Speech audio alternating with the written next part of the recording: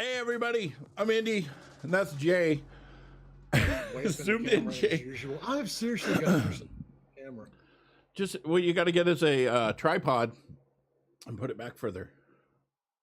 I'm wondering if I shouldn't just like mount it on the wall over there across from me, because otherwise it's going to be sitting in the middle of the floor.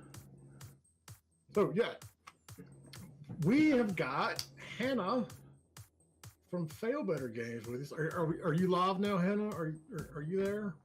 Hello, gents. Yes, excellent. And she has the wonderful British accent that makes us all sound more important and smart because, you know, she's around. So that's awesome. Gamer guy in a suit. What's up, dude?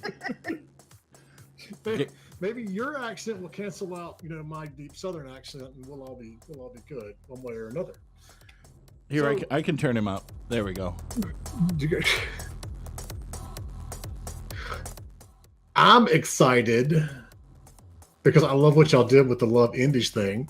I'm still trying to catch up, Indy. Do we have news to go through? You mentioned the Discord, and I still haven't seen the news article on that. So Discord is going to start selling games on Discord. That's the news. Discord is going to start selling games. I don't have a link to it. It was an email that I got. So Discord is going to become, let's see. Let's just Google it. Discord selling games. Let's see what first article comes up. Discord is it's on Polygon. There we go. 6 hours ago. I'm going to post that one in the chat there. Nitro subscribers will get a free library of games with their subscription. Interesting. Oh, cool. So if you're a Nitro subscriber, I'm a Nitro subscriber. The store, what does it say? The first games on the store include Dead Cells, Into the Breach, and Frostpunk. I already have all of them. Dead Cells just came out, didn't it? Yeah. There's other games too. I got a tweet. Finally, Discord revealed how they're going to earn money. Getting people to buy their Turbo or whatever. Nitro, that's what it's called. Nitro, yeah. I'm going to copy this and put that in our news thing. We always talk, at least I always talk. I don't know if everybody else always talks about it. I always talk about it. How this industry is very, very cyclical. And it may not be every single year, but everything goes in circles. You know, you have periods where developers just absolutely have to have a publisher, you know, like it was when we had to do retail.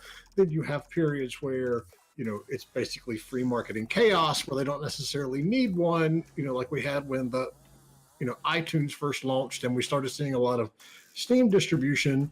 And now with Amazon doing, because, you know, you get, if you have Amazon Prime and you use the Twitch actual app, which I still don't use. I don't know how many people use that versus the website. But if you have Amazon Prime, you get free games every month. If you have Humble Bundle Monthly, you get discounted or free games every month. Now with Discord, if you have Nitro, you're going to get free games every month. This is the OEM, you know, magazine. Somebody's spam calling my office line.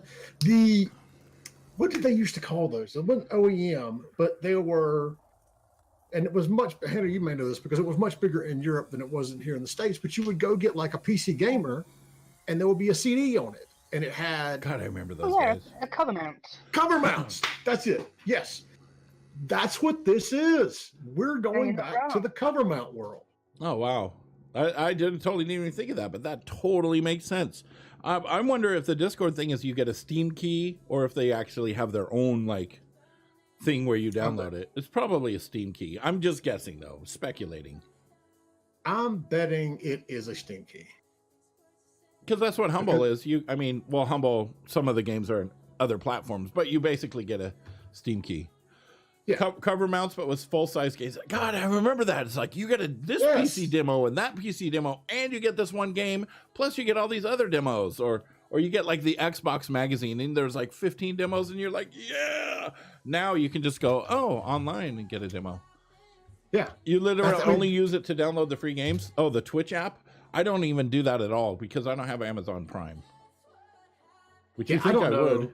But all right, so of any of our listeners out there, how many of you use the app on your computer versus just your web browser for Twitch? yeah, see, that's a what I good do. question. That is a good question. We should tweet out about that and do like a poll. Let's do that. Let's put that in notes. I'm going to put that in.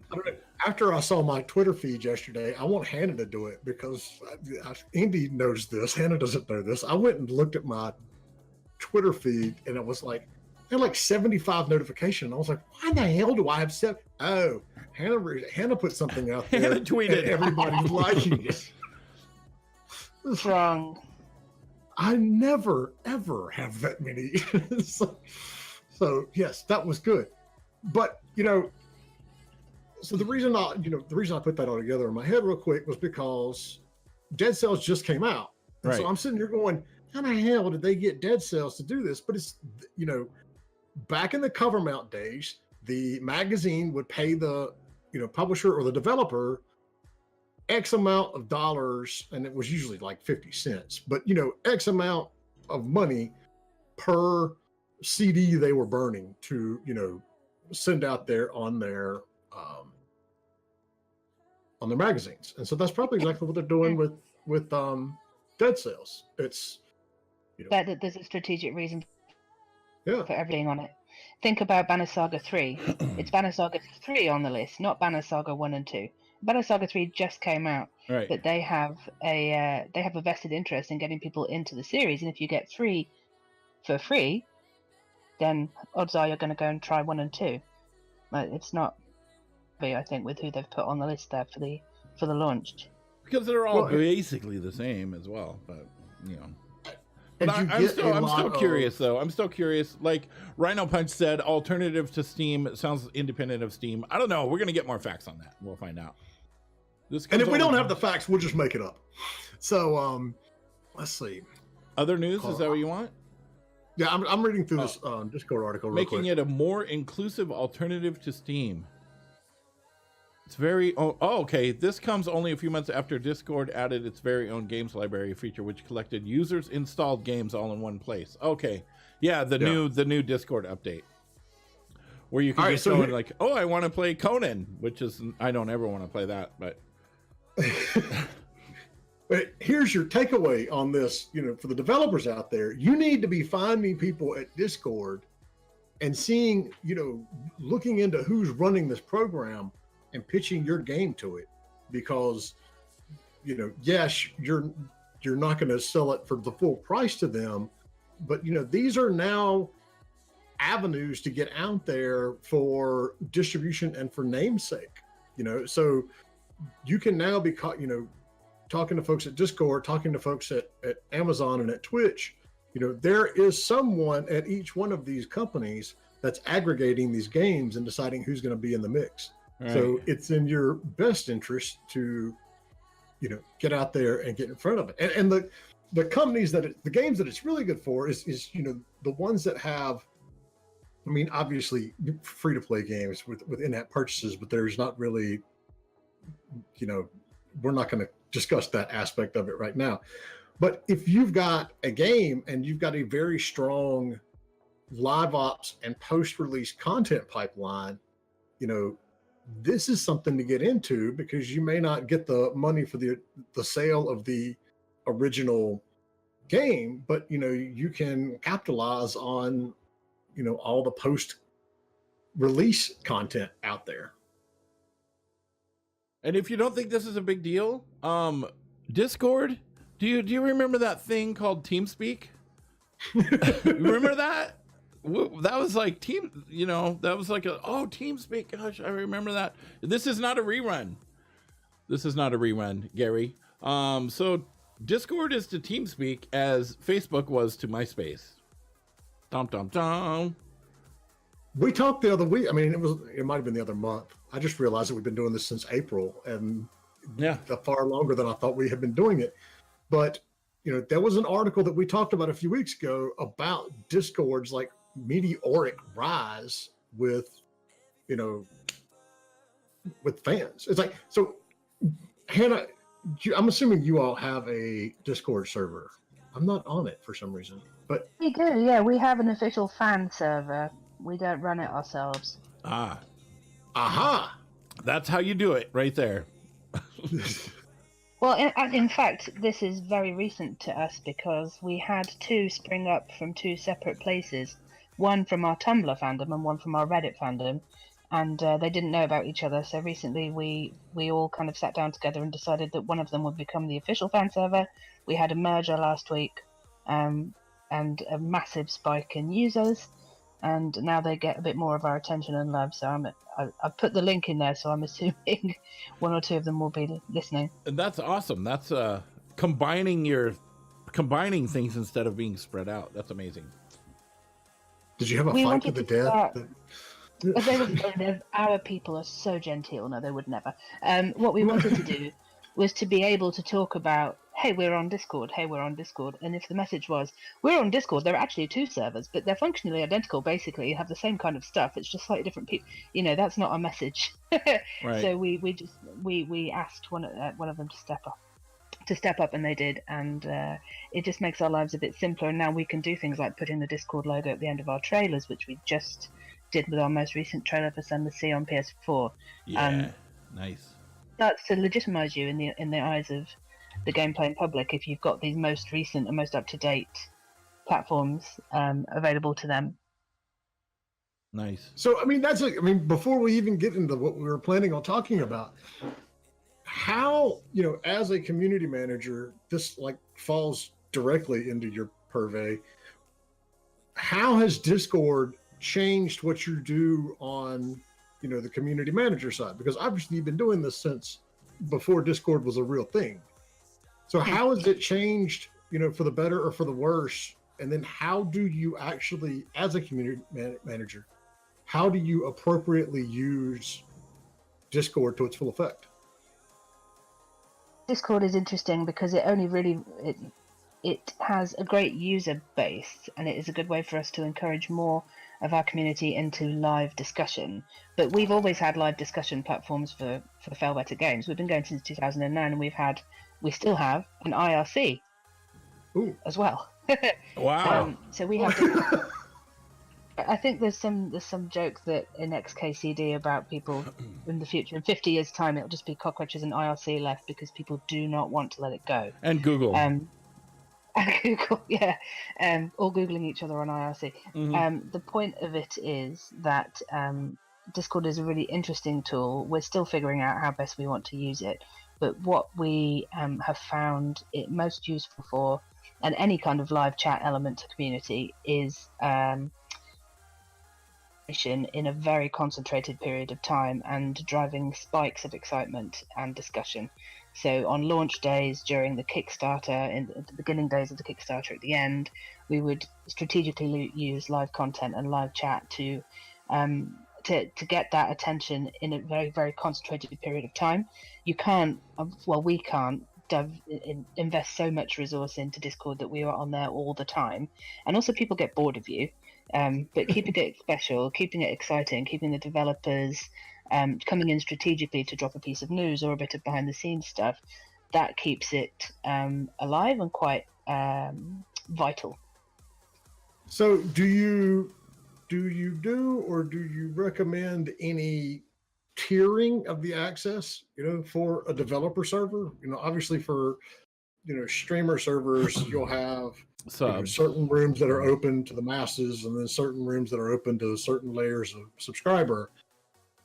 I leave that to the mods, actually. They had a setup, and I sort of follow along and agree with it, but they had a setup, I think, after a certain level of posting, you get access to channels where people talk about more sensitive issues. For our community, who are very very kind and sweet people, and a bit of a lovely corner of the gaming community. They have a separate channel for posting selfies that isn't public. They have a separate channel for discussing mental health and well-being that isn't public. You have to be a trusted member for those. And that's what I think is so cool about Discord. And I may be completely naive to all the other stuff that's out there, but I used IRC for years as well. But you can use these, bots and different systems that you can, apply to your server to create that, trusted aspect of it. So you kind of like filter out as many trolls as you possibly can, because they're not getting to talk about anything, fun or, engaging, or, they can't troll the mental health issues, for example. Mm-hmm. I like that. Yeah. Well, before we move on, you want to talk a little bit about some other news, Jay? I've got some other there was stuff something that my has to do brain with is like shot today. what was the big one that we had? There was something big last night that we were talking about, wasn't there? you can gift. It's called community sub gifting. Do you remember? Wait, this is new. What is this? It's on Twitch. It's a Twitch thing. Community sub gifting. So when you go to the subscribe button, now there's 2 ways you can subscribe. I mean, you can, well, 3 ways. You can get your own sub, you can gift a sub to somebody, or you can do community sub gifting, and you can gift up to 100 subs at once. And what it does is it randomly picks people in the channel and it gives them a sub. You can gift like 1, you can give 5, you can give 10, 20. Oh my 50, God, that and is 100. awesome. And you can do it all the way from tier 1 to tier 3. That's not really gaming news, but I mean, indie game business news, but it is Twitch. So, and there were one person in one channel gifted 700 subs to people.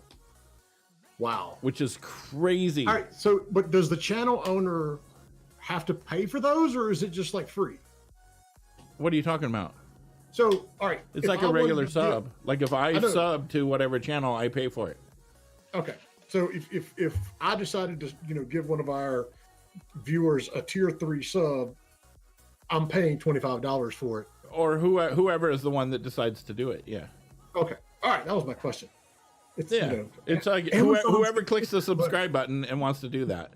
It's not, the channel doesn't pay for it. It's whoever is doing it. Well, I mean, yeah. No, you have to pay for all of my gifted subs. Yeah. Like if we do it out of here, yeah, it's coming out of my pocket, or the communal pot of money that we get from tips and bits that I haven't spent on a new keg of beer yet.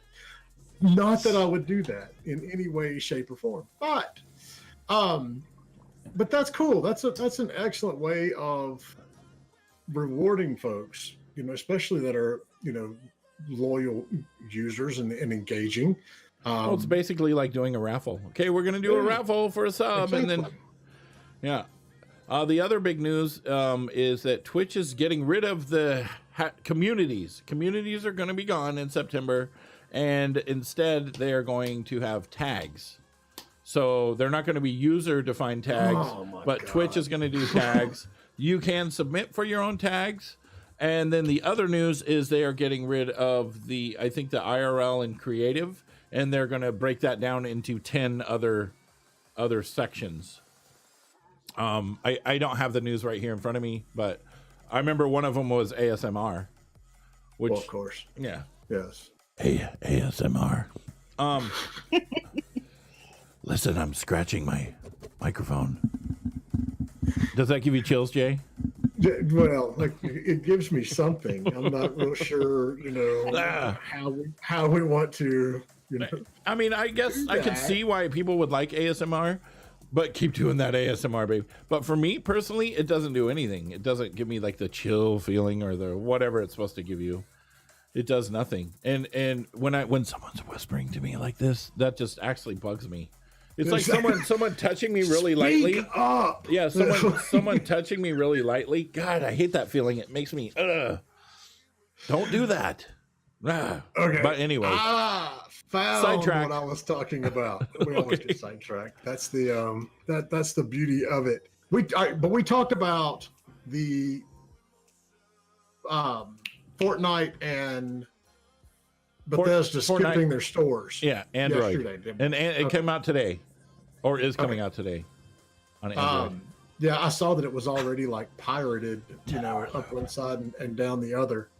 So the deadline for submitting your talks to GDC is coming up next Thursday. So if you are a designer, this article is pertaining to the design talks, you need to get your stuff together and get it submitted ASAP. ASMR. Get it submitted. I can't even do it. So that was one. The big congratulations to Fluffy Fairy Games.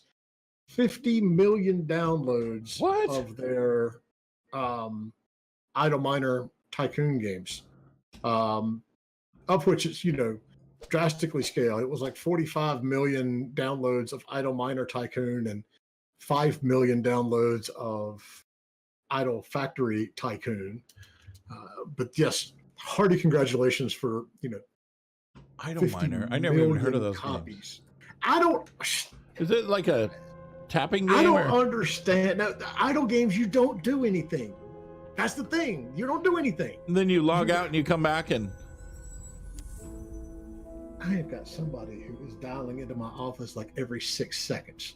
Yeah, it's like you said something and then it plays without you and you just come back and do... And then level up your characters and then... Yeah. Have you ever played one? I played it for like 5 minutes and I was like, I don't understand the point of this. So and the thing is, our friends out at Wizards of the Coast have one, but this is what, John, if you're listening, why did you put this on PC and not on mobile? They have a very cool one. Let me see if I can pull it up here on. Oh, now you're saying it's cool, huh? Cool, and you know how I am with licensing. It's called Idle Champions of the Forgotten Realms, and you're sending your characters on quests, but it's like actual characters from the, it's Drist and, the Companions of the Hall and, all of these, characters that we've read about for years and years and years and years, they're incorporated into it, which I think is pretty cool. Now, I still don't understand the premise of a game that you don't actually play, but who's for me to decide on that one?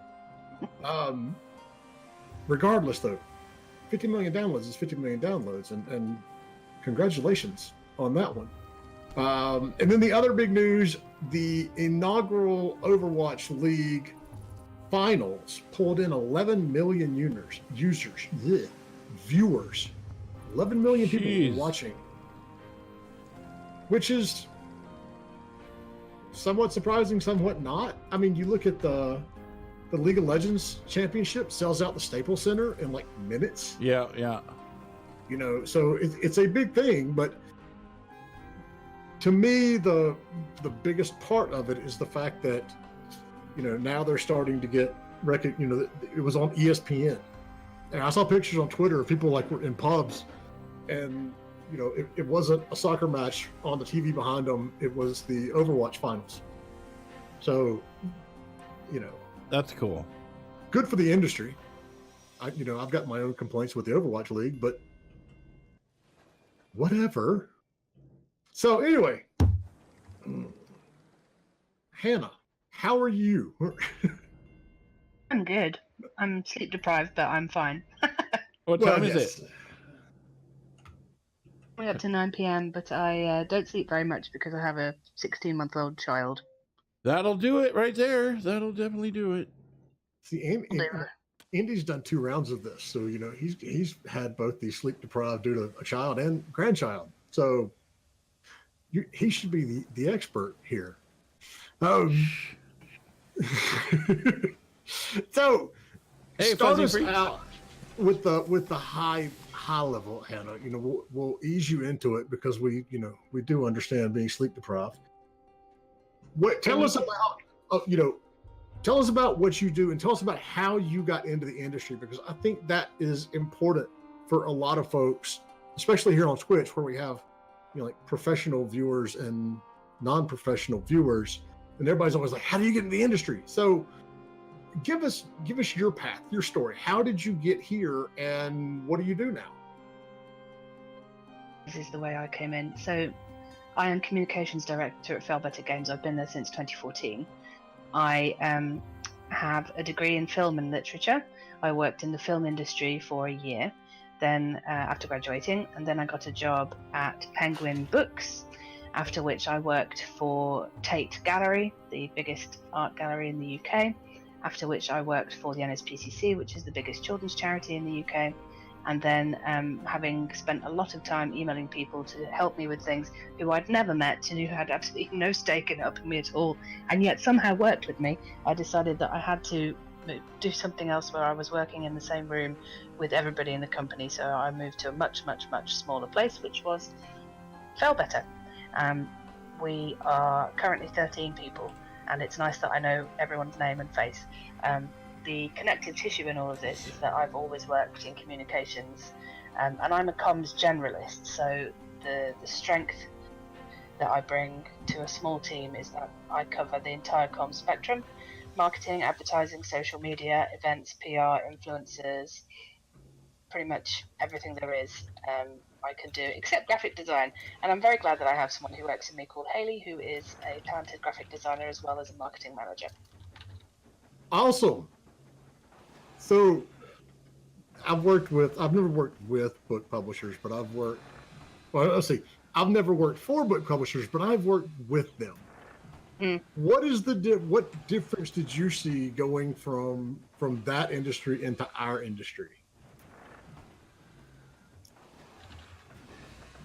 Publishing has its limitations in terms of product. When I was working in publishing, ebooks were just kind of finding their footing. But I was particularly working in children's books, which still, even now, are a physical product that demands distribution. So as a marketer there, my job was often quite a lot about ordering proof copies of books, galley copies they call them in the US, to send to people to read them, or arranging for the printing of what you call a dump bin, which is those cardboard standee thingies that they fill with books and they put them up in the supermarket. It's a very tactile and physical discipline is the main difference. When I realized coming into games that I didn't have to worry about would the books be in the shop when the marketing campaign hit, it was like liberation. So the thing I worked with several book publishers several years ago, taking their book IP and turning it into games, and it might have been about the same time, because ebooks were just becoming a thing, and it just seemed to me that they were so technology averse that it was going to be a bigger fight than it needed to be for me to get there. Like, I had the agent for the author tell me, we don't have a digital copy to send to you of the book, so we could read the book to get the game stuff right. And I'm like, well, you're lying, because no one is writing this on a typewriter and mailing you scripts somewhere. But they were so overly paranoid about digital theft and piracy that they wouldn't, we were under contract, under NDA, and they still wouldn't even send us a digital copy. We got That's ridiculous. Yeah, it was crazy. It's gotten better, but this was 6 or 7 years ago, and it was just like dumb. It was just crazy to me that they still lived in that little world. So, and to those, now we have the right title. Right. I changed the title, and then you did. So we double changed it. I don't know. It's so weird how it doesn't take sometimes. Is it a space train? Yes. An airplane. We might have been doing it at the same time. So, all right. So Hanna, tell us, give us before we get into the Love Indies campaign, walk us through Failbetter. I mean, this is Failbetter's third game, correct? Or is it second game because the first one had a expansion? We have one free-to-play game as service situation, which is called Fallen London. That's free to play at fallenlondon.com. We have 2 games on Steam and GOG, one of which has an expansion, so a bit of everything. We've done plenty down the years. We were founded in 2009. We initially did client work whilst building the user base of Fallen London, and now Fallen London is our bread and butter that we keep running throughout the year, with the occasional big game release. The next big one will be Sunless Skies, leaving early access in January 2019. But it's that Fallen London enables us to stay creative and free and not have to do any publishing agreements if we don't want to, or any more work for hire if we don't want to. We have all of our publishing functions in-house marketing, in-house QA. And so, and all of the games take place in the same universe too, correct? And the universe we've been building since 2009, and I think we're looking at Sunless Sea plus the expansion is about 450,000 words. Sunless Skies will be about 350,000 when it releases. Fallen London it was 1.5 million at last count, which was a couple of years ago. So we're looking at serious millions of words. We're talking Song of Ice and Fire length, novel-style interactive fiction games blended with top-down navigation gameplay that you can see. So how many languages do y'all localize into? None. None? I mean, none at all. Jesus, Lord Almighty. Can you imagine trying? The problem for us is that, say we wanted to localize Fallen London. Okay, well, they're approaching 2 million words in it to start with. Cool. We add to it every month. We make tiny text changes to it constantly. We write a story for subscribers every month that's brand new. We're 13 people. We just don't have the infrastructure to support games as service with localization. And then we look at something like Sunless Sea. Yes, we've finished with it, but anybody who approaches us about translation and we turn around blithely with our 450,000 word count for a game that was released in 2015, it doesn't make financial or it just doesn't make sense for us. We are very mindful that we limit ourselves, that our writing is at the absolute core of what we do, but that in future we would like to make games that are still good writing, if you see what I mean. It doesn't have to be about that volume, and then we'd be looking in, of course, to localizing, because we know that we're limited. We know that we have loads of fans in Russia because somebody made a fan translation of Sunless Sea. Oh wow! Yes. And that's what I was going to say. The fans can do it. The fans can do it. They have the passion and the investment to make these big teams of people and put it together. But it's more than we could manage, as well as making the new thing. We had the developers from Mega Crit on yesterday, and they had how many channels? They had like 33 localization channels in their Discord, but it was all community driven, right? Yep. Amazing. Yeah, that was one of the things when I went over to their Discord page, I was like, I cannot believe. And I told them, I was like, the localization we ever did was like 22 or 24 languages, and they've got, but they're the same way. The games aren't nearly as as wordy, but they're a small company, and so they've got fans that do all of these different translations for them, and then they just kind of integrate them back in when they get submitted. So but yeah, that is a breathtaking amount of words to try to be localizing all over the place. So I can feel your pain. So I lost my notes here. Yes, because I'm getting so excited and flipping over to I went to the Fallen London page and then I lost my notes.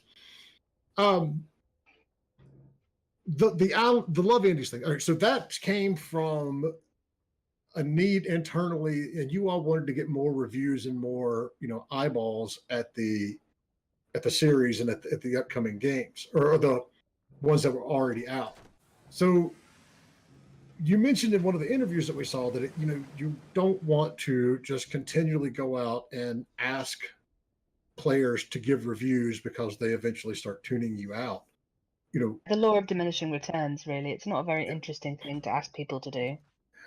So before the campaign, what else, what are the steps that you have, experimented with or tried, for a studio that's just coming out and just starting to do community management, where should they start aside from, hey, please review our game? What are the next steps? What are some things that you all have tried that worked or didn't work, or, on the path to getting to the campaign? The useful thing for the type of game that we make is it really encourages people to leave reviews by its own nature. the Sunless Sea, you play a captain. You go from fantastical island to island, discovering these stories, and whatever happens to you sort of between the islands is emergent. So it's this very personalized story, and its nature leads people to want to write Steam reviews for us because they want to start the review. My crew were down to their last crate of supplies, and they like to tell their little story. Yeah, nice little story, and that is really, really helpful to us. And funnily enough, all of the game reviews that were published, the professional reviewers, they all basically did that as well. I'm not ungrateful. It's fantastic. So for us, we just need to make sure that the game that we make is an engine for people's stories, and that encourages them to write about our stuff. We also encourage, we attract the type of player who likes to write, because we are writers ourselves, and we force them to read. Lots of people have said they've actually learned English from playing our games with a dictionary in front of them. Wow. So it's that sort of environment. It's really cute. That's pretty neat. I think, depending on the other type of game that you have, and depending on where you're selling it, I think that there are more ongoing granular things that you can do to convince people to leave reviews. That if you have a community space, then make sure if getting reviews is your specific goal and not just something you think would be a good idea, if you start with the thought in mind, okay, this week, this month, it's a review drive. That's the review drive idea is where Love Indies came from. That I felt that we wanted to do a review drive, but I didn't feel like we could just ask. But that, I think, comes from me being a very community-minded person, and from previous campaigns that I've done in other industries that were more about behavioural change than they were about hard statistical results. That's complicated because I used to work for a charity, so behaviour change is a big deal to them. So you could perhaps build something in your newsletter or in your weekly news roundup that you do on your forum that reminds people to review. In the same way that in every podcast you listen to, people say rate and review on iTunes at the end. It does turn into noise, but it will trigger some people to do it. And it's about just putting those touch points in, I think.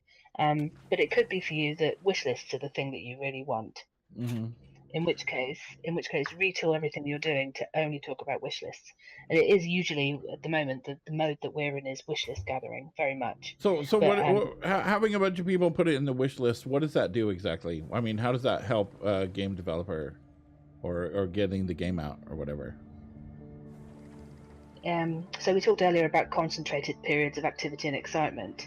The good thing about wishlisting a game in advance of launch, or in our case, when the game is in early access, means that when the game comes out of early access, the amount of people you have on your wish list are the amount of people who will get a ping on Steam saying that the game is out, who are already invested, who are following and getting your news updates in their Steam feed or GOG or wherever.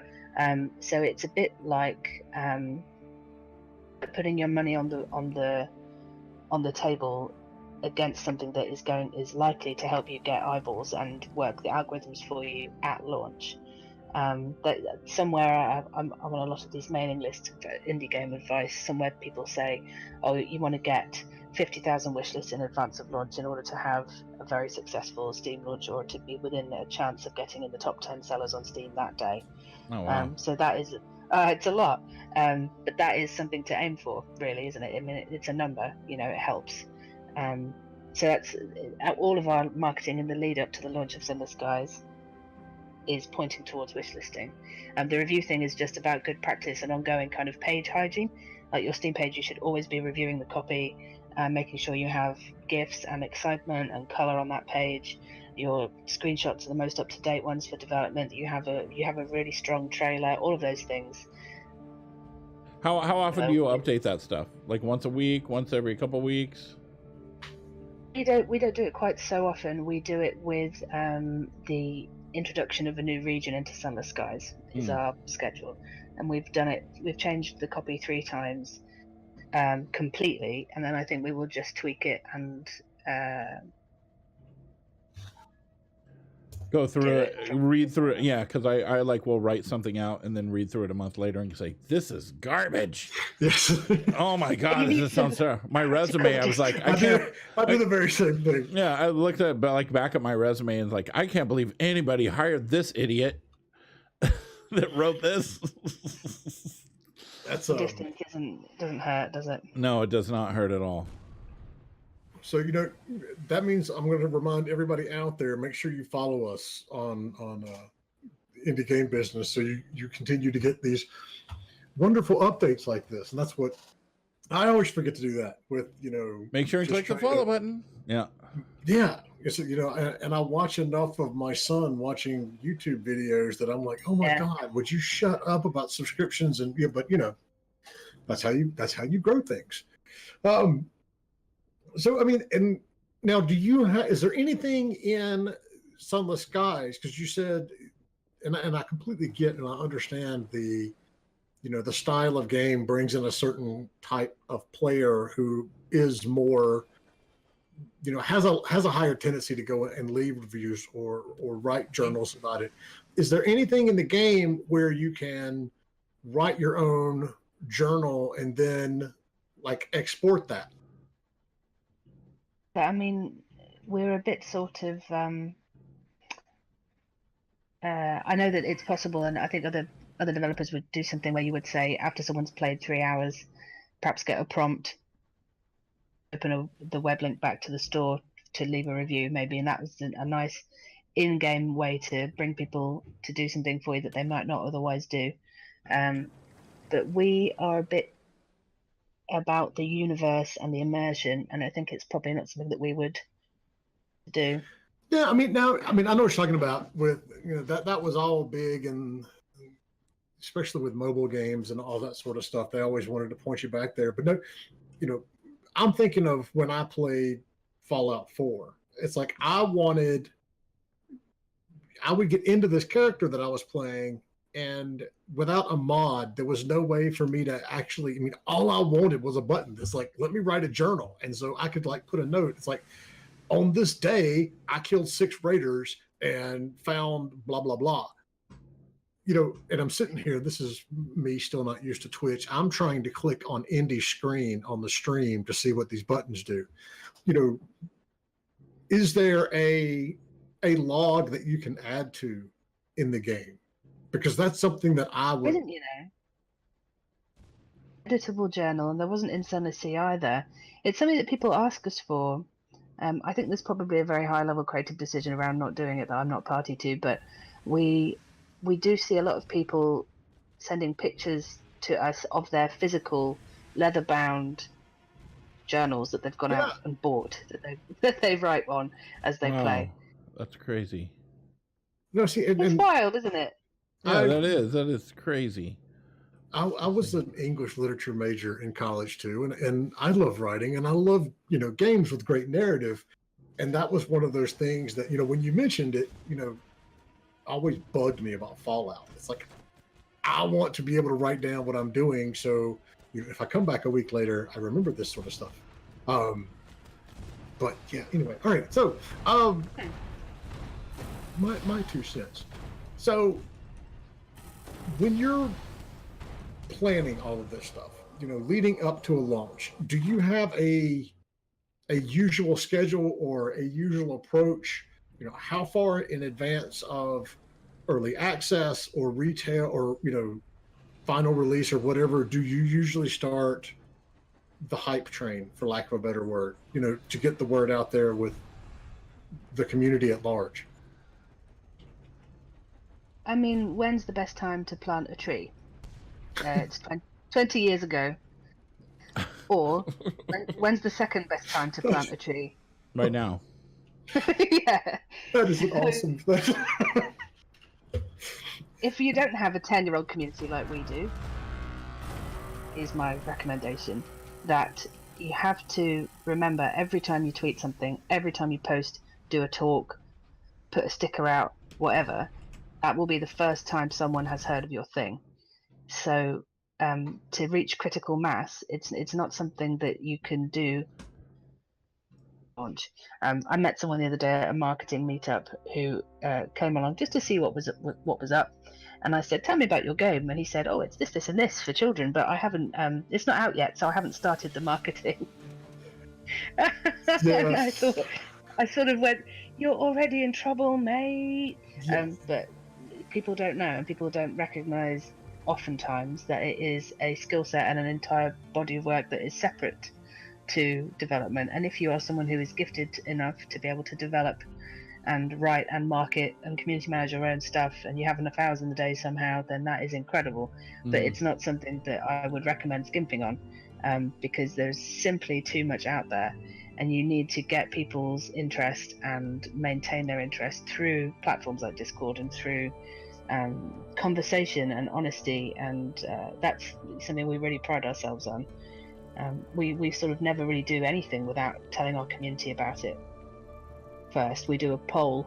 We tend to do a poll. What should we do next? X, Y, or Z? And that's how we ended up doing Sunless Sea. And then we took that to Kickstarter, and then we took that to Early Access, and then to Steam, and then now we're porting it, and it's about growth. And the only way to make sure your product is as good as it could be is by putting it in the hands of players, to our mind. I don't think we could ever just come out cold with something that people hadn't already been betaing and giving feedback on, and then a small pool of players, and then a big pool of players, and then a small launch, and then a big launch. And it's about ongoing beats, and it doesn't have to be the same as your news. It just has to be ongoing, and it is a huge investment of time and effort for us, but it absolutely always pays off.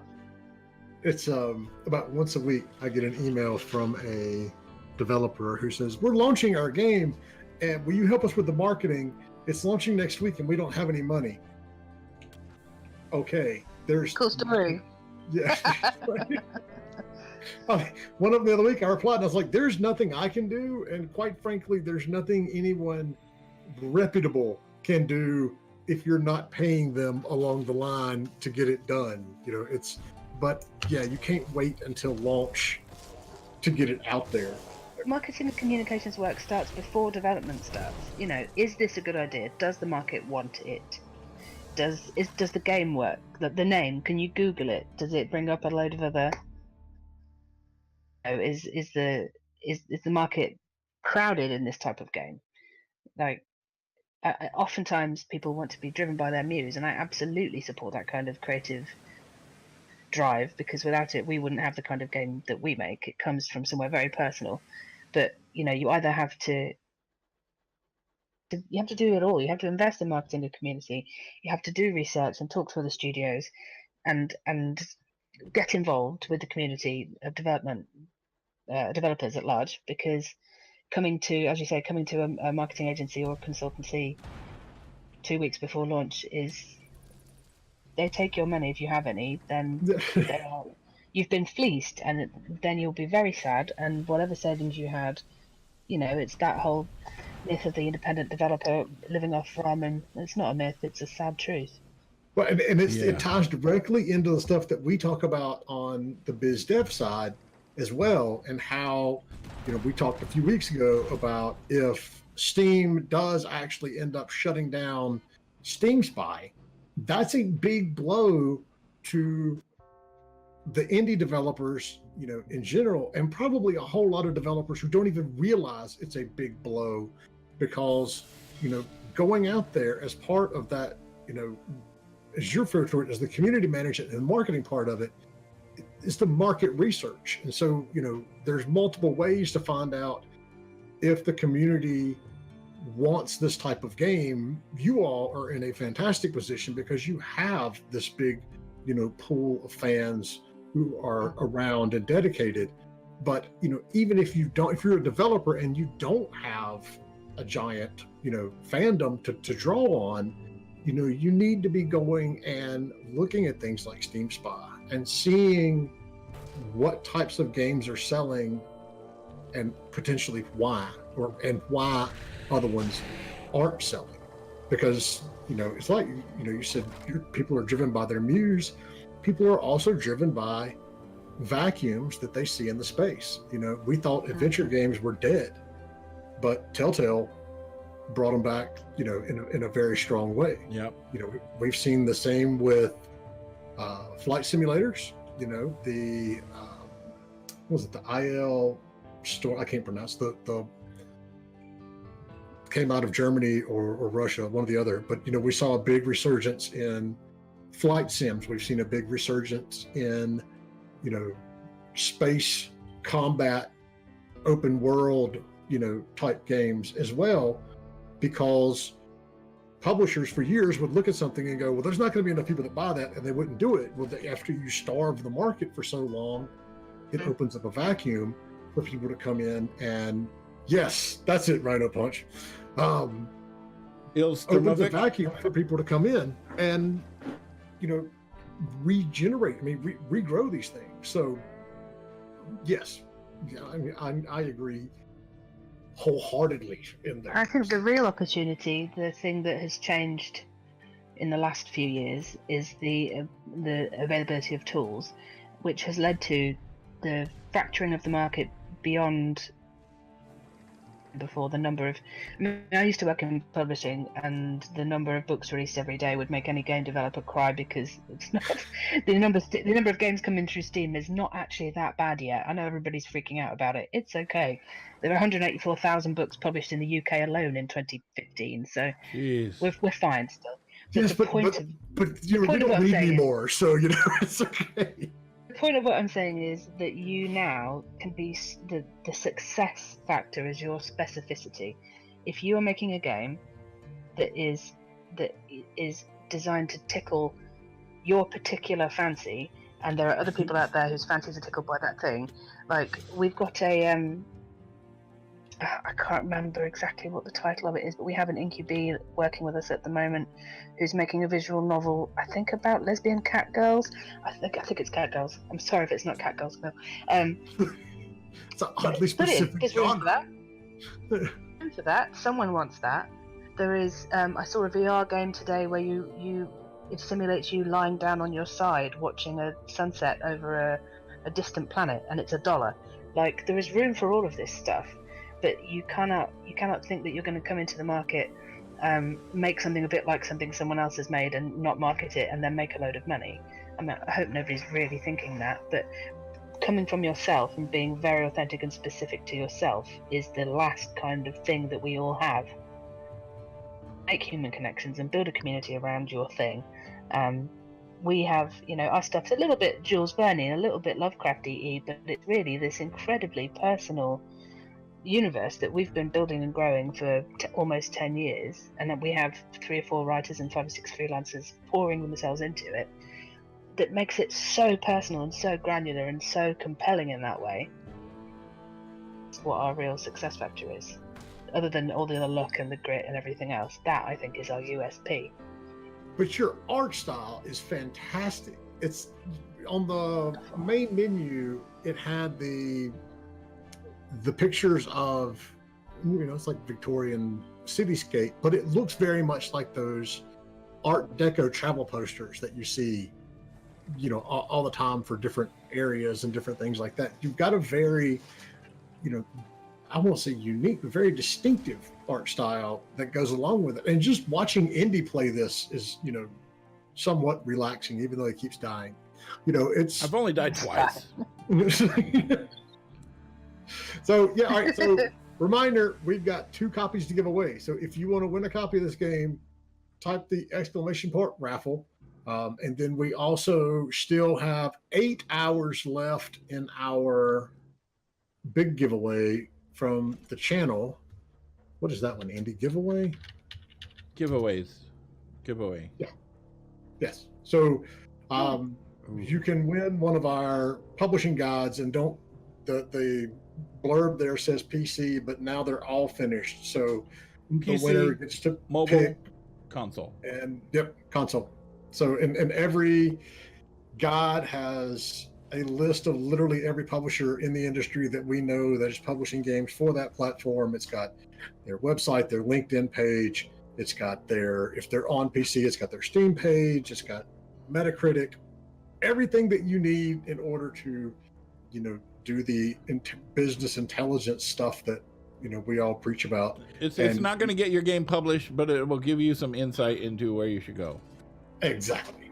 It's all the tools you need to make the right decisions and do the outreach. And we're giving away one of those technically tonight, but let's be realistic. It'll be in the morning when I get up and come into the office. So you can enter for that as well.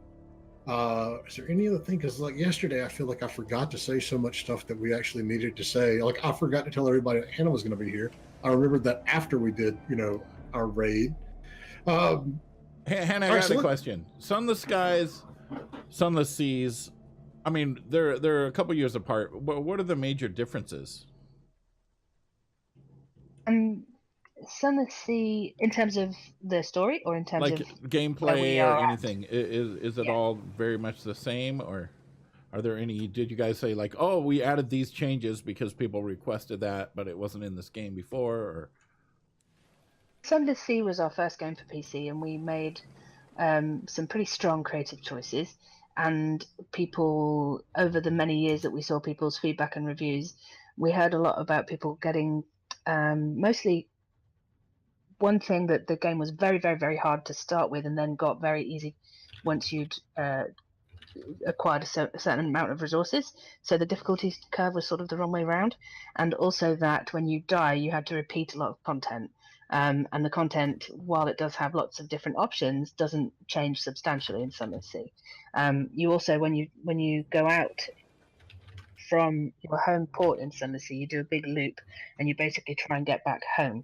So in Sunless Skies, is you are a bit unrooted. You're not coming back home and feeling that wash of relief of coming back to your home port and being able to fix your ship and gain some new crew. You have to keep going. It's a bit more like a frontier. You only save your game once you get to the next hub port. So if you die, then you go back, and the world will reshuffle, and you'll experience different stories. So that is designed to kind of fix the difficulty curve issue and the issue of repeated content. It is overall a smoother game experience. We learned a lot because we were literally carving it out of rock the first time. We were just going forward into the dark because we'd never made anything like that before. And now all of that is kind of internalized, and we're able to make something that is still tense, still very scary. You will die a lot. It is going to be difficult, and it's going to be challenging, and give you some story experiences that will really make the hair on the back of your neck stand up. But you will hopefully not go for 6 hours, then die to some tiny squid somewhere and lose all of your progress and want to absolutely rip your monitor off the wall. So what about, what's this big old, what about, whoops, sorry about that. Now I'm getting calls. What about mechanics though, mechanic wise? And the survival mechanics are in there. Your hunger, supplies, terror. It's a lot about management of those as you go along, maintaining your crew's sanity, attempting not to go mad and eat them. Well, I'm going to eat them. You're desperate for supplies. Or, leaning into it. You're welcome to lean into the cannibalism. No judgment. But then we won't think you're weird at all, Andy. I play a cannibal on TV. I'm not just a doctor. I play a cannibal on TV. The same handcrafted stories with between them. So we know when you've arrived at an island, where you've been, and the things you've acquired, and who you know and what you've seen will influence the stories that you are able to access at that, I say island. It's these sort of archipelagos in space, in these ruined heavens that you're traversing in a steam locomotive. It's very lyrical, beautiful, terrifying, wonderful. It's a bit like in the Bible when the angels come down and say, "Be not afeard," because they've got 25 snakes for a head. Yikes. That's the kind of experience we're looking to give people, a feeling of dread and wonder and awe. And it's very it's a very peculiar feeling to offer people in the game space. We're trying to do something special that's a bit different. So, I mean, diving off on one of the tangents that we typically dive off on here a lot with, are there plans, are there thoughts about taking the universe that you've created outside of games, like with graphic novels or books or, anything along those lines? We've been approached a lot over the years. We have not ever really come to a suitable licensing agreement with anyone. A lot of people have come to us looking to do tabletop RPGs in the universe, and we have in fact started a few projects like that, and they've never come to fruition for one reason or another. So it's not something that's off the table, but our writers couldn't write a novel in our universe. They write in sub 50 character snippets. They're very, very talented, but if you said to one of them, write a novel, I think they would run off into the woods. So we'd need to pair up with someone, and we just haven't really found the right partner for that kind of thing. But it's something that off the table because it would overjoy us to be able to give our players something like that. We should talk about that off camera, because that's something that we can help with. Anyway, so let's talk about the campaign, the Love Indies campaign that you all did. And had you ever done anything like this? I mean, how was it just in a meeting that y'all came up with it? How did it start? What was the origin of this? From my previous experience, I've come from previous industries which are very, the network of people, even in your own organization, is very loose, and trying to get something off the ground and onboard enough people to make it a success is incredibly difficult. But I've done that so many times now that I have an idea of how it works and the best way to do it. And I was thinking about different ways to increase the amount of reviews and ratings that we were getting for Sunless Skies and for Sunless Sea and its expansions of Mariner, because I really wanted to see that very positive, at least on all of our Steam pages. We wanted that kind of health on our pages while we were doing other things. We were about to release a region into Sunless Skies. It was a big news moment for us. We knew lots of people would come to the page.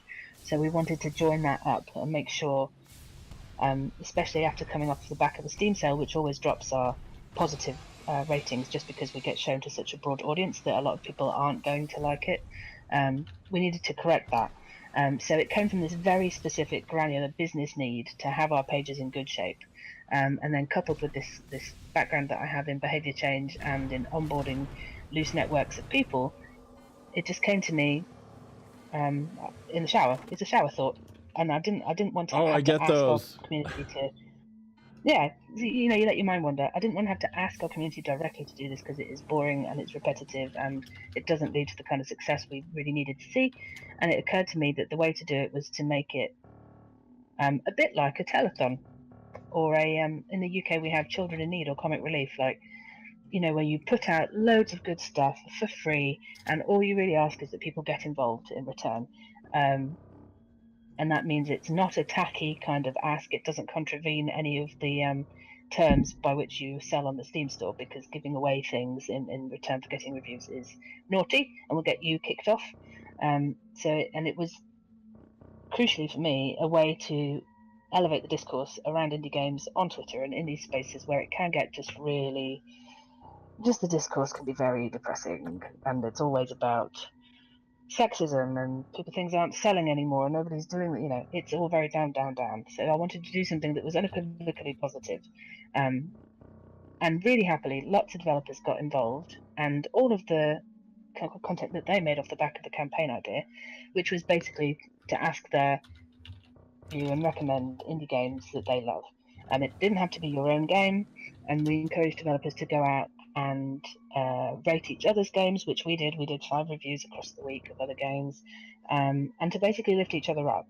And it definitely had a positive sentiment uptick, which is the broader aim, which I'm very pleased with. There were different levels of success for the other developers, depending, I think, often on how many, basically what kind of install base they had to start with, and also how much marketing focus they were able to give their messaging.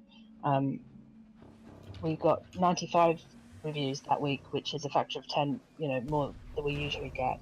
So it did the job. It did the job for us in terms of the business focus, but then it had this nice positive knock-on for everybody else, which I think is really valuable. So many people think, oh, we got to promote our game and we just got to be in this little box and only promote our thing. But that's not the case. I mean, when you help other developers and whatever, I mean, it helps as a whole. If you're just in your own thing, we're only going to promote our game, we're not going to promote any other games that are similar. It's really hard because it takes energy. Right. When you're focusing on development and you feel like you've got to get your head down and you don't perhaps have resources around you or marketing people to help, all your energy has to kind of stay on yourself just to keep you going, which I think is absolutely fair.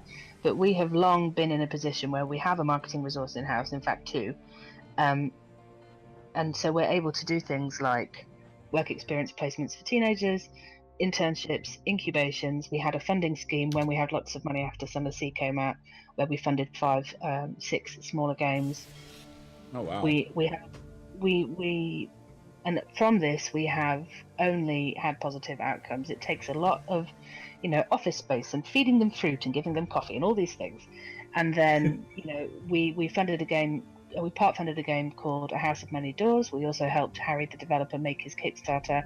The Kickstarter was very successful. He ended up getting the game on Steam. He now, in the circle of life, has come back to be a writer on our game and has written some of the darkest, most... Can I swear? Yes, absolutely. Okay. We do. I'm on a curse. The most fucked up stuff that you've ever read, and it's absolutely glorious, and it's because we made this connection with him. And I know it sounds a bit loose, and it sounds like it isn't something that perhaps people would think of when they think with their business hat on, but I'm very much for people paying it forward. And it helps that I'm an extrovert in an office of introverts, and it is in my nature to be a show off and to go out and talk to people, but it has only ever been a positive thing for us. And meeting all the developers that I met through doing Love Indies, like 650 tweets over the 5 days. Nice. From developers, it's pretty amazing. And the developer of Itch, Leaf, made a tool on the Itch store by which it would surface games to you that you were in your library and hadn't had any reviews.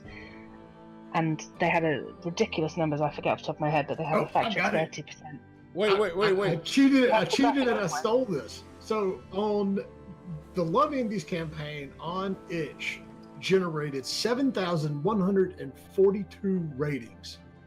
1,281 of those were to unrated projects, and it generated 1,103 new reviews for games. Wow. Such an amazing boost for the developers, even if it doesn't directly lead to sales. Getting reviews is how you find out what your game's weaknesses and strengths are, what people love. It's how you identify people who are engaged enough that they maybe then would join your community and come with you. Like, it is valuable on a number of different levels. All right, I got a question about this tool. So it's a tool that searches through your library and tells you if you've reviewed a game or not? I think it is a filter essentially for your library, so it will surface the games that you own that have no reviews at all. Oh, that have no reviews at all, and it does it through your Steam library or your Itch library? Your Itch library, yeah. Oh, okay. And that's the gorgeous thing about Itch, is that it's somebody just saw this, thought it was a great idea, chucked something together in a few hours. It made a tremendous difference. For next time, and there will be a next time, I'm really hoping to involve more storefronts and to extend what we're doing. So this is what I said earlier about growth and about maintenance. Like, I knew that this time I had enough resource to put together some art and some assets, and to make a set of instructions, and to just use that as an open Google Doc that people could look at. It was quite fun watching like 40, 50, 60 people viewing it all at once, which I've never seen on a Google Doc before. It was quite odd. Did they run out of animals? Like the conspicuous ocelot is reading your document. Like, cool. That sounds like something from one of our games. That's like, I went into it in the knowledge that that's how much I could devote to it this time, and now I know, having seen people engage with it once, I'm like, oh, that's the stuff that worked. That's a message that worked best. Okay, let's shave off the stuff that didn't work, put the new stuff in, and try it again. People did a specific message, which was free, and look for a game that you haven't reviewed that's an indie game and just review it now. Like, check your list rather than please review our game, please, which is cap in hand. It makes everybody seem generous. And that was a fantastic message that someone else came up with. So I'm going to nick that, obviously, and use it next time. But, this gets what you just mentioned, and I said, by email or Discord or something the other day, how brilliant I thought the Google Doc idea was. Everybody likes to talk about marketing hacks or, whatever the hack is to do something. That was fantastic because it gave you such a force multiplier to go out there. You didn't have to wait for somebody to go, how do we get involved? How do we help? It's like you write one Google document, you put it out there with a link, and it's like, there, that's what you need to do. And, it gives you more time to do all the other stuff. Yeah. Yeah, I didn't want to be maintaining a mailing list for this. I didn't want to be doing GDPR compliance for this list next year. Yeah. Thank you so much for the follow, John. Thank you, man. Thank you. So there's another one. Oh, thank you for the follow. Oh, thank you. We're getting a couple follows there. Our new fancy follow graphic. Don't forget to like and subscribe or follow and whatever we do on Twitter, Twitch. What are we on? Anyway, so obviously, I was going to say, how did it go? It obviously went well. What went right? What went wrong? I mean, were there things that you're going? I mean, because you said there is going to be another one. Obviously, what would you change, or what are you planning to change for the better or for the worse, or due to the better or the worse for the next round? I think one thing was making it a single week. Perhaps limited it. It was the right thing to do for the first time, but if I'd had a better head on that day, I would have realised that I know from our statistics that people mostly play our games and get involved in their Steam libraries at the weekend, and it didn't strictly run over any weekends. So I would alter it to be a fortnight, as we would say, 2 weeks instead. That giving people more examples of ways to drum up support would be helpful. I think that some developers struggled to.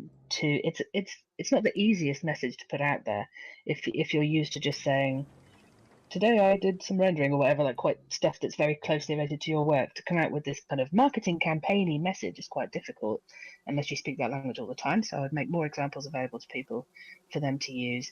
And I think that a big thing is that a lot of the people who really wanted the reviews and needed them most were very small and had a very, very small install base. One of the developers we work with had, who I know a bit, so I was helping with their tweets, had like less than 100 purchases. So it takes a great deal of grit to get, more than 10 of those people to leave a review. Like 10% of your ownership base leaving a review is fantastic, but 10 reviews is not many. Yeah. So I think next time we might do something where we pair up bigger teams with smaller teams, get the development teams to do a key exchange, get them to comment and review on each other's games, and kind of lift people up that way. But that is probably beyond the purview of... We can do adopted indie. Nobody wants. Dang it! No one wants to adopt me. No, not that indie. Like other indies. But I mean that's a great way to. There's a lot that can be gained from doing something where a larger or not necessarily larger all the time, but more experienced indie studio, helps a smaller one for a week or so, whether it's on exposure or, answering questions. That's what we try to do here. We want to get developers in here and find out the questions that are, that are bothering them or the issues that are bothering them. So, we can address it, or we can find other experts like you to come in and address it, to have that level of mentorship, basically. And that's something that you're seeing, and I've done it. Other, like Casual Connect does a mentor section at their show now. So, when I would go to Casual Connect, I would volunteer an hour or 2 hours of my time, or like a half a day before the show actually started, and they would actually book me meetings with smaller studios that were just starting out that wanted to find out more about how they should do business and marketing, that sort of stuff. There's a lot to be gained. I mean, even just aside from, review trading, there could be a lot of stuff that can be gathered from, that sort of mentorship between companies. I think that would be awesome. Absolutely. I mean, the thing about this time was we knew we had so much resource and we had to make the biggest impact possible. So we decided, for the business objective that we had, not to go down the hand-to-hand mentoring route, which is something we obviously also do. This was something much more loose, like I say, a loose network of people with very little connection between them, able to pass information from person to person like this, enabled lots of people to get involved without any barrier to entry. No physical need to be in the same space, say. But the idea of doing something digitally and swapping games with other developers is something we've done in the past that I'd quite like to do again. I think that'd be very cool. You're going to do another indie promotion like that? I think probably not until after our Sun of Skies is released in January, simply because we are all working super hard on that and are super knackered. Because we all have real things that we have to do to keep the studio open, that sort of thing. Like this was an opportunity. It was a window of opportunity for us that made sense for us. And the reason that it got off the ground is that it had this kernel of something that was essential to our business at the middle of it. If someone else had put this together who didn't have that and who was trying to do it in their free time, say, it's very difficult to devote the kind of energy that you need to get it done. Right. And that's my big learning from things like trying to engage 10,000 charity volunteers to do things. It's difficult for people to give up time to do this kind of stuff, but there was a sound commercial reason for everyone to get involved. It sounds mercenary, but it has to have something mercenary at its core while we live in a capitalist society. Next time, after the revolution, maybe I'll do it differently. Well, or we could say, like, hypothetically, if there was one of our viewers out there right now who, towards the end of the month, was going to run a Loving Indies, campaign or conference or whatever you want to call it on Twitch, where they stream a whole bunch of trailers, maybe that person out there might want to sync up with some other folks to get growth and expansion in all of that. See if he's actually still out there watching.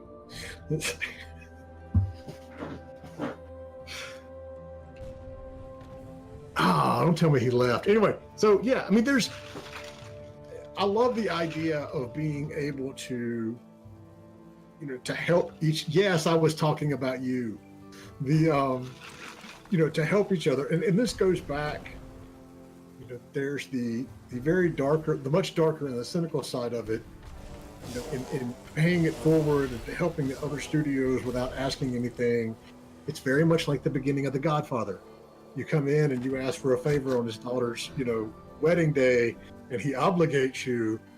That's nice, and he's done something for you, but now you owe him one, one way or the other. So, the plot thickens. That's the other way to go and look around at this stuff.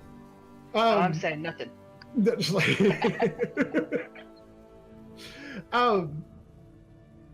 so we've already gone over our route, and I'm trying to think of what we want to touch on in the time that we've got left. Given what you've done, because you said you got a lot of traction through Discord, and you all had you have a big Discord, even though you let other you let the mods run it. Are there examples and best practices that you know of that you can convey as a community manager to using Discord, because it's getting to be bigger and bigger and bigger, and if they're going to start selling their own games, it's just going to continue to get bigger? How can the developers out there put it to the best amount of use given limited resources? I think the main advice is not to let it take over, because how long is a piece of string? You can be on there all the time, and there is limited utility to being on there all the time. It's the same thing as that I would recommend for managing any live platform. Don't think about the stuff that you absolutely want to say and broadcast. Think instead about what the community want from you. Ask them what they want. in a specific, measured, timely way. Think about, I went to our Discord and asked what they wanted if they were becoming official. What more would they like from us? And they said, we want AMAs, we want Ask Me Anything sessions with the developers. So we will give them those, but we will give them to them at a time when the conversation around them is the most valuable to us. Because we can't do it just any old time. We can't give up writing time any old time to do these things.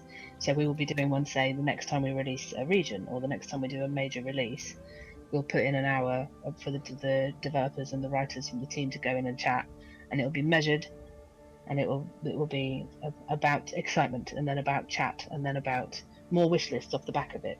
That there has to be something at the core of that makes it worthwhile.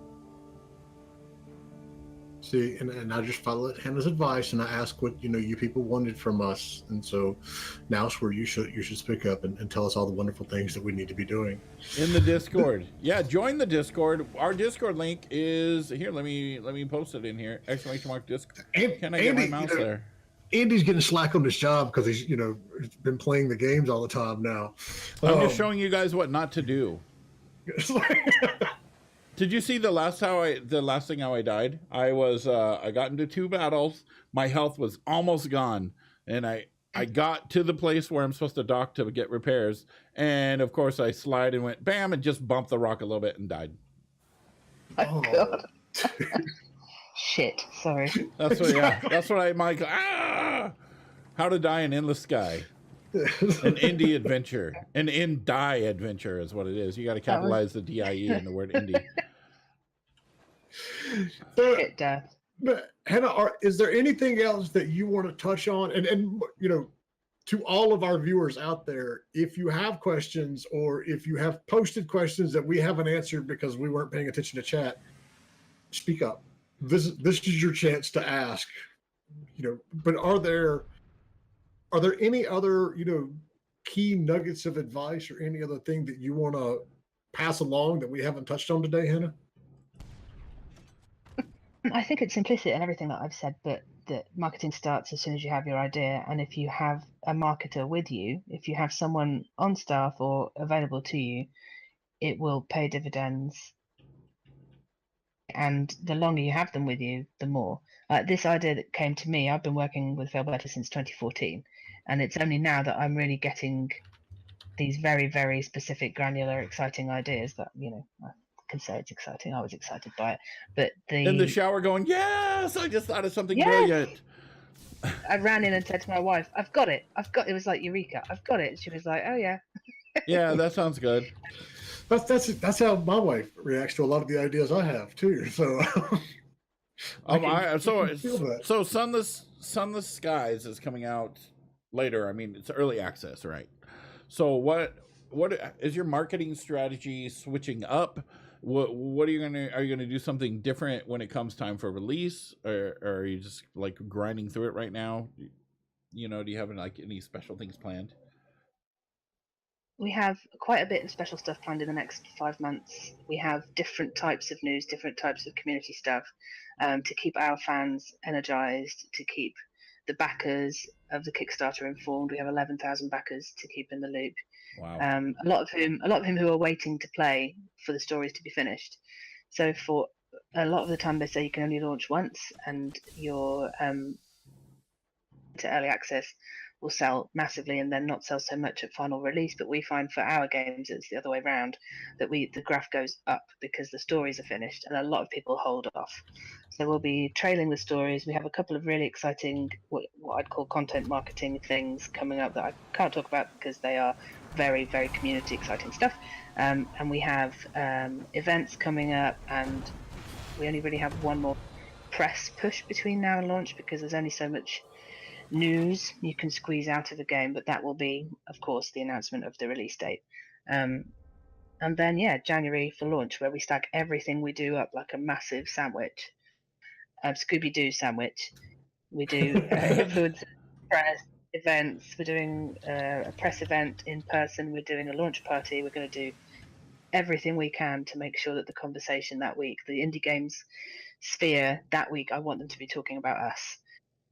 That's my aim, and fingers crossed we get there, because Lord knows it takes us long enough to make these damn things. And when you finish one, you just get to start working on the next one. It's one of those never-ending already cycles. working on it probably before it's finished. So, and Gamer Guy says he wants to, thank you once again for an amazing Love Indies campaign. It was a lot of fun, and you can see its effects in spreading word about good indie games all over Twitter. When I saw that I Love Indie campaign, I just thought there was a bunch of people that love me. Yeah, we all knew better than that. That was, that's not the way it. I was expecting 100,000 retweets and. All right, so I am going to do the raffle. Second raffle. So if you haven't got in, you got about 5 seconds until I can find this button that does the actual giveaway. Type !raffle. Raffle. Entered. We're going to give away the other one, the other copy of it. In 5, 4, 3, 2, 1, done. And who we got? You know that it usually pops up in chat before you're done counting down, right? It's because I usually click it before I'm done counting down. It's like a surprise thing. No, I just mean because there's lag and because like what people see is like. That's a good point. And no, I didn't even think about that. But oh well. Oh, you won! Congratulations, Poe. I'll send you a code here shortly. All right, so we put the link in there to the store. So go and buy it or put it on your wish list, one or the other. Hannah, thank you so much. I will put the note in back here for our giveaway that we're doing for our publisher guides. And then next week, I don't even know who we have next week yet. I will figure that out shortly, but we do have a lot of good people coming up that have agreed to come on the show that we just haven't booked yet. We're going to have the CEO of Failbetter Games, who just put out a whole blog article on Medium about finding a publisher 101, and they have a fantastic tool that you can use if you go to the website. It's on our Discord. So if you join our Discord, there's the info right there, and I will go find this thing because I posted it since I always forget where it is. Here we go. So if you go to that link that I just posted, sign up, and they will actually email you every time that there's a show deadline coming up, if it's an indie competition, anything like that. But David's going to be here in the near future. Kate Edwards, who was the former executive director for the IGDA, she's going to come on talking about all of the cool stuff that she's doing now with globalization, and it's very, very cool stuff that she's got going on. And the team from, and I'm afraid I'm going to mispronounce their name, but I believe it is the Trisay brothers, who just launched Star Frontier. They're Which Jay is addicted to. I will neither confirm nor deny that I played that most of the morning. If there are things that you want us to talk about, like the talk that I gave last week about finding a good partner, that came from one of our viewers. Div, wanted to, get some thoughts on that. Just so happened I had a whole lecture already made for it, but let us know. If there's people you want to see, topics you want us to tackle, that's the best way for us to get, make sure that you all are getting what y'all want and what you need. But yeah, I think thank you, Hannah. You're awesome. You guys. Absolutely want to have you back as you get closer to launch, or, when you start planning the next campaign, so we can, help out in any way that we can. And I just noticed we're at 296 followers. So yeah, nice. That's crazy.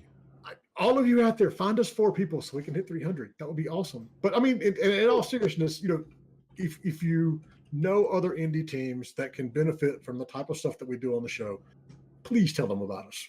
So we can, we're not out here to, get rich. We're out here to, help educate and bring to light some of the stuff that's out there that you don't really have a place to learn in the industry. So that's my spiel. Who are we going to raid, Andy? Also, we are going to be switching up our times. Oh, yeah, we are going to do that. We haven't came to the actual conclusion. Where are we going to go a little bit earlier, Jay? I mean, we have to, right? Yes. We will come to a conclusion and let you guys know.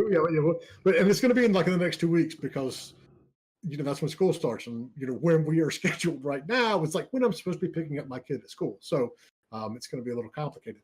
So we're going to move it up a little earlier. We may change the days. We're going to figure all of that sort of stuff out as well. And we'll let y'all know just as soon as humanly possible.